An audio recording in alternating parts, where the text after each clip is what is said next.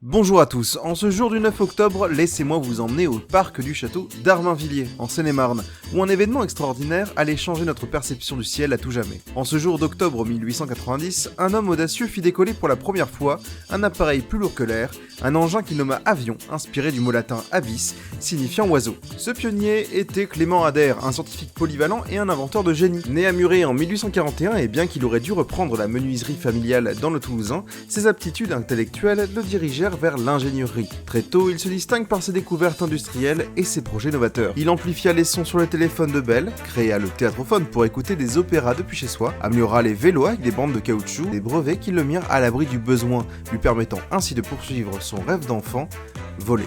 Installé à Paris en tant qu'adulte, il se plongea dans les ouvrages sur l'aviation, s'inspirant du précurseur Léonard de Vinci. Il retint le conseil de ce dernier. Ton oiseau ne doit pas avoir d'autre modèle que la chauve-souris. Ader observa la roussette des Indes pendant des heures, allant jusqu'à disséquer un spécimen vivant pour comprendre le rôle des ligaments dans le vol. De cette expérience naquit son premier engin, l'éole. Avec ses ailes en bois recouvertes de soie, une unique hélice en 4 pales de bambou et un moteur à vapeur à 2 cylindres. Grâce au banquier Pereire, il obtient une piste de 200 mètres dans le parc d'Armainvilliers. Le 9 octobre 1890, devant quelques témoins chanceux, Clément Ader se lança soudain sur une cinquantaine de mètres. Il déclara « L'avion numéro 1 a perdu terre et s'est soulevé dans l'air en rasant le sol ». Il conçut ensuite 2 nouvelles machines, l'avion 2 le Zéphyr et l'avion 3 l'Aquilon.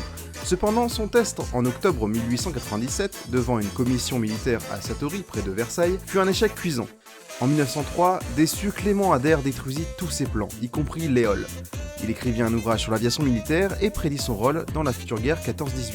Il faillit perdre jusqu'à la reconnaissance de l'Académie française qui préférait le terme aéroplane à avion.